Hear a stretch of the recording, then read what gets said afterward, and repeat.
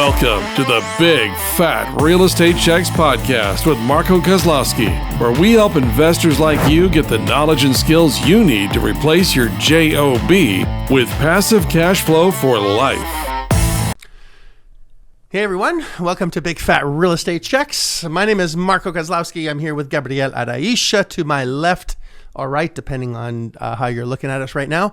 And we have Francesco Coluccio, who is sweating his derriere off as his dad is working on his casa. Oh, you make me sound bad now. Yeah. Well, you're making your dad work while you're doing podcasts. I don't know what kind of human that is, but absolutely fucking terrible. But, you know, I'm just whiteboarding it here. I'm just whiteboarding it here. You didn't even know he was there, in all defense. In all his defense. We were actually shooting a series of podcasts. He's like, what the hell's going on? There's someone banging at my side of my house. And he got out his 9 and almost shot his dad. Yeah. Yeah. No, it's all almost. Good. He likes working. You know what? He likes working. So yeah, the guy's he has good work ethic. He's got to be handy. He wants to be of value. Honestly, right? He doesn't want to sit around and do nothing, which almost is related to what we're going to be discussing today. Actually, definitely in the vein of why you're such a good person is you're Frank specifically, not you, Gabe, but Frank is that your dad always wanted to be valuable, right? He also wants to do something and add value to others. And that's definitely permeated. That value system has definitely gone through with you as well. And of course, thank you. Gave us at the same time. So as a listener, sorry, always go on tangents before I even have time to say this. This is all about giving you value, making sure that you are well taken care of as a listener. If you have not listened to the first 10 episodes precisely and specifically, please do so. Stop doing what you're doing right now. Other than perhaps you're driving quickly, then continue to drive quickly. Just listen to this podcast and do not crash, because we want your safety to be paramount, and those in the car as well. Yes, I was trying to say that's that a good disclaimer. Yeah, it's just yes. So don't stop everything you're doing. Yeah, or continue breathing as well. Keep living.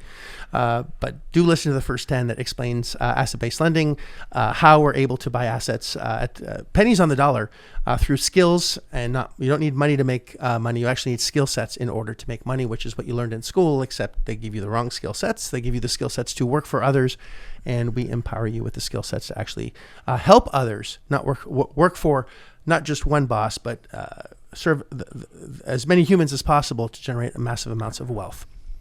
In this case, we do Big Fat Real Estate Checks, so it's done through real estate, which is an amazing engine if you understand the rules of engagement and the skill sets that go with it. And this is what this is all about.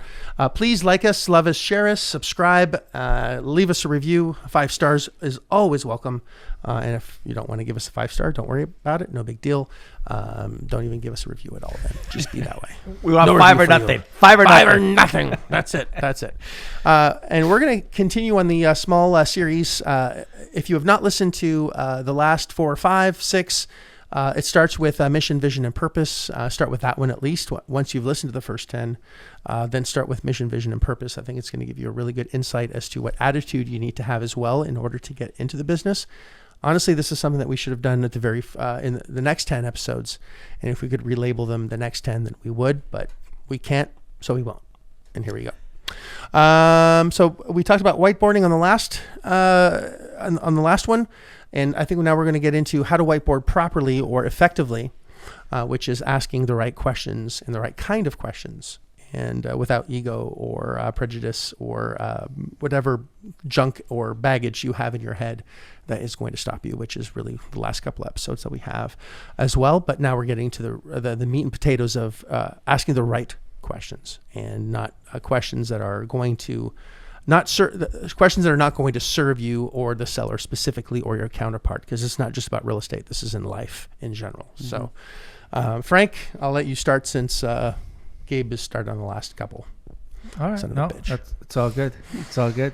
Actually, well, what you just said right now, it's you said to serve you. It's actually to serve them, is it not? So you're asking effective questions that will serve them, the buyer or not the buyer, forgive me, the seller, that is. And yeah, we look to, ask open-ended question, because I know when you have a conversation, it can be quite short when you're asking closed questions where a yes and no is demanded. And understand some of these sellers, they're like we talked about in a previous episode, they have a lot of, they may have some baggage, or they may have some unpleasant experiences in the past with other buyers, and maybe they're painting everyone with the same brush. So asking effective questions that will allow you to serve them is going to be much more effective when you're filling out your whiteboard and trying to come to a solution, or find someone that could help them with a solution if you don't know what that solution is. So asking, you just mentioned just before the podcast, why is a bad question, because it's coming from a place of need. And I just reflected for a quick moment, because I just had this episode yesterday with my son. Why can't we buy chocolate bars? Because he wanted chocolate bars. He had a fixation on chocolate bars. And when you said that, it is a needy thing, because I'm just thinking of my 13-year-old Massimo. He's like, why can't I buy chocolate bars? And I gave him a reason. Well, it's just before dinner and things like that, whatever. But it came from a need, as opposed to, what would be a better question to ask? When would it be okay to have a chocolate bar? When can I get this chocolate bar would have been a question, or what do I need to do to get this chocolate bar, or how do I get this? The second one was good, because it's an open-ended one for sure. Yeah. Right. Or how do I get this? And it puts the onus on you as your kid. If I was your kid and I said, and you don't want Massimo to listen to this podcast, by the way, because it's going to give him a power that. Well, sometimes he finds us on Spotify and he says, "Hey, that's Marco and Gabe. Right, that's Daddy." But if he had asked you, "How do I get this chocolate bar?" your answer would have been very different. 100%. Because now you're going to give him a how. So once you give him that, it puts you on the spot, because he can't say never going to happen. Right. Well, that you have to do this and that. So, he doesn't have that option. No, that's right.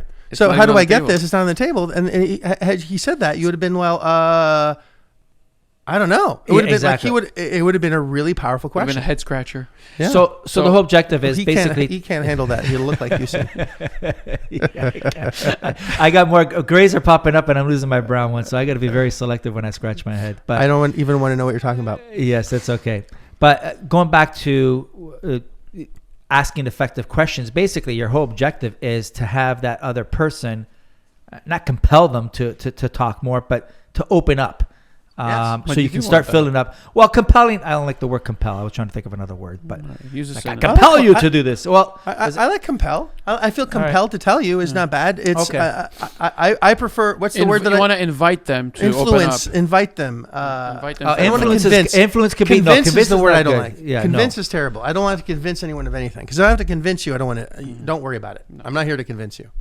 Okay. So to compel, we'll use compel. I like compel. Well, maybe you don't. You're allowed to have not like compel. I like compel. I'm compelled to like compel. To compel them and to feel comfortable for them to open up, so you can start filling up your whiteboard. So, and asking those questions that will serve them. And we say serve them in the end is because you're filling up your whiteboard, and hopefully you're going to have some kind of solution for them with their situation. So, doing the why, like we said, could be needy. Doing close-ended questions could be. Sorry, I just want to make sure that we haven't even done an episode on this yet, and we're going to, I think, on the next one. It's never be needy, right? Is if you're needy in a conversation, you've lost. You're dead, basically. Need is death. Yeah. Want is life. And asking effective questions is actually an art. It's something that once you develop that mindset around asking the right questions the right way, is going to open up a whole new world for you, because we are used to asking closed-ended questions, which, if you don't know what that is, basically it's a yes, no answer, or a maybe, which is even worse. But open-ended questions, and how do you do that? So it's basically your who, what, when, where, how, and we don't like why, for the reasons Frank mentioned. Why makes it about you rather than making it about them and about serving them.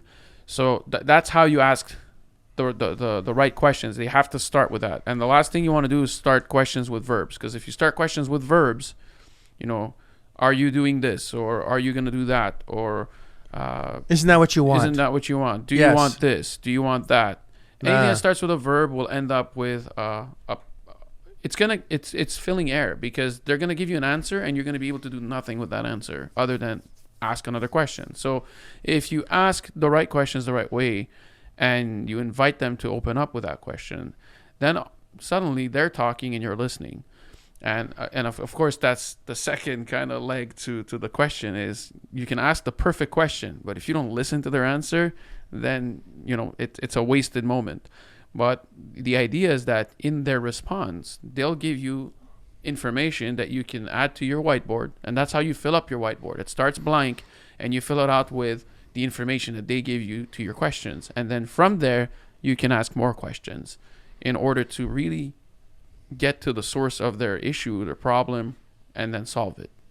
Well, there's an intent to each question that we do ask, and we're trying to flow the conversation into getting those nuggets from that seller, so we can prescribe a solution in the end. So any question we do ask comes with intent, comes with I don't even want to say motive, but I guess we'll just leave it at intent. Or objective. Thank you. Yeah, that's right. Comes with an objective behind it. We're not just asking questions just to, like what Gabe just said, fill in the air and taking up time that maybe that agent or seller doesn't have time, right? So, and that could be a question too. What's your timeline on this?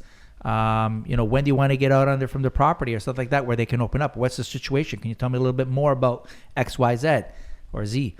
Right. So there's an intent to the questions, or a motive or an objection. Sorry.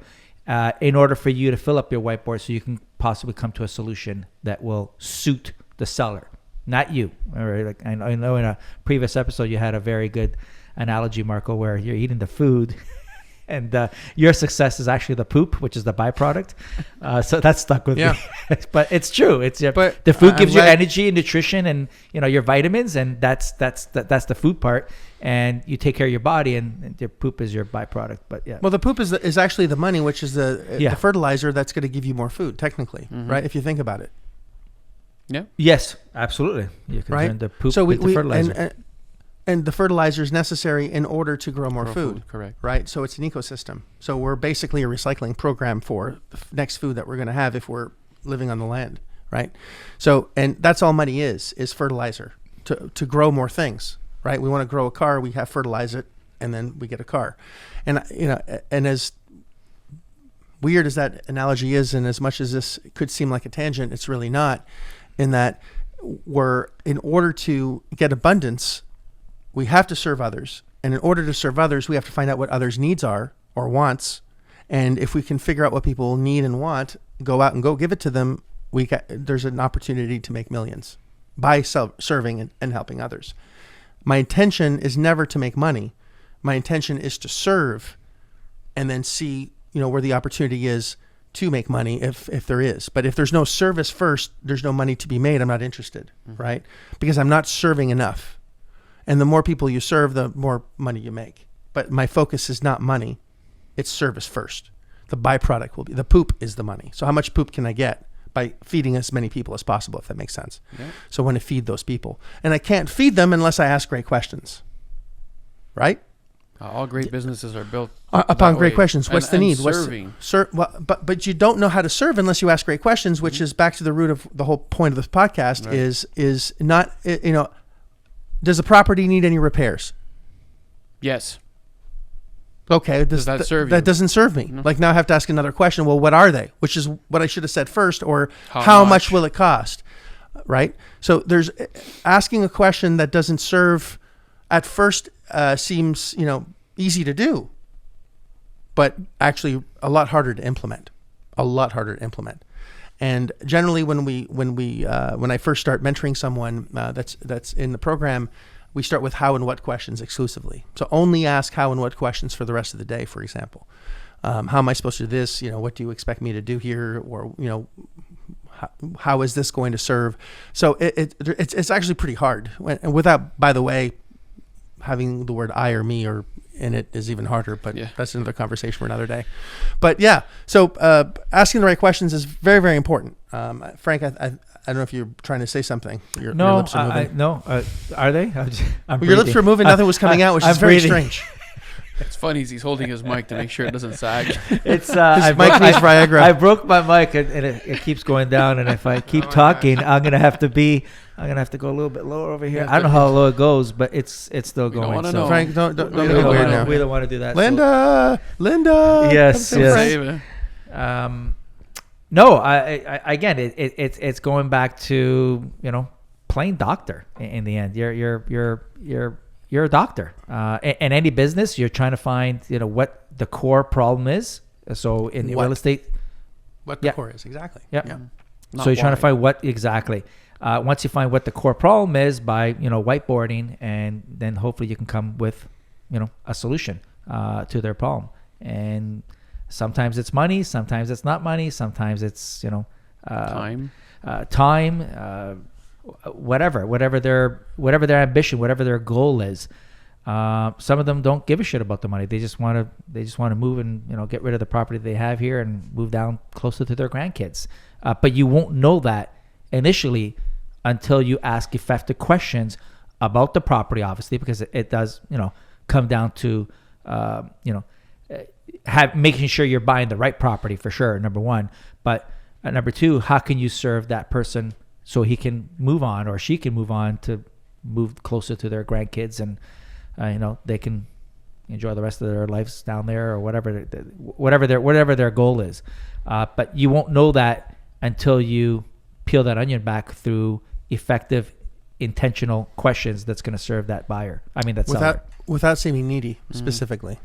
You never want to be needy in a conversation, which is going to be definitely, I think, our next podcast, 100%. Which I think that for the last 3 podcasts. Right. Yeah. Well, I didn't say the very next one. I said it's then one of the next. Right. Next is next. Doesn't mean have to be the very next. Yeah. In the future. Yes. And when you ask effective questions, you have to come from a place of curiosity. You just don't ask questions that are. A lot of people ask questions that will be in order to get someone into a position or get them stuck or give them an answer that they already know that they want to hear. You have to be coming from a place of curiosity, because when you're curious, that's when you can understand a situation. So be extremely curious, and we mention this a lot. Be like a child. Children ask questions because they genuinely want to understand. They're curious about, you know, they'll ask more why questions. And if you're a parent, that can be a really circular event where it's, why is this? And you tell them this, and it's like, why? Okay, and then why? But that's all about about the child wanting to understand. So it's about them. In your case, you just got to flip that to make it about your counterpart, but coming from the same place of curiosity and wanting to really understand what's going on in their world so that you can then best address it. Just going on that note, I just something popped into my head here. When you're asking questions, what I notice is a lot of students, and I'm guilty at this too, we have our set questions that will serve the seller, but we tend to sometimes ask 2 or 3 questions because we're trying to move the conversation along. We're trying to ask 2 or 3 questions, but then we're not listening, and then we go on to our next question without asking a question based on the response. Does that even make sense? So you're not listening to the you're not listening. So you're not listening. So you ask 1 or 2 questions. You're not going to bombard them with like, here's like 40 questions, 50 questions. They're going to go, because one question alone can steer you into a different direction. So you got to be listening and be present in that conversation when you ask that question. And the next question that you do want to ask, which eventually you may need to ask in order to see if there's a solution that you can come up with, you may have to pivot and just ask a question based on the response. And that comes through listening. And that's basically what we call, chaining in from what their response is. So if they say X, Y, Z, bring that into the conversation so they know that you're actually listening, and hopefully you are. And you're going to ask another effective question based on what they told you, and not go to the next sequence of questions. To put on the whiteboard to expand on getting more information on whatever the problem is or could be. Yeah. And another, to add to that, is don't also answer the question when you ask the question. Yeah, I know we've all heard this before. Like, who manages the property, the seller, or is it the seller? Like, is it professional manager? Is it professional management? Exactly. So you're asking the right question, then you're answering the question for them, or or just don't save your counterpart. Don't throw the life jacket. Have a plan, not a script. Right. That's actually really good. I have to write that down. That was really, really good. I keep you around for a reason, 100%. Yes. Have a plan, not a script. An objective, basically, right? This is the objective, and it's asking as many questions as possible to really, as you said, play doctor, right? Not in the creepy way, but in a, I don't want to be the creepy, let's play doctor. No, but but that's what you said earlier. And I was thinking it earlier. Yeah. But I'm repeating it, and you see how creepy it sounds when it's said by a guy, very 50-year-old guy saying it. Okay, how about a psychologist? Super creepy. Well, that is a doctor. Even worse. But no, in all seriousness, it's just coming from a place of curiosity and humility. Help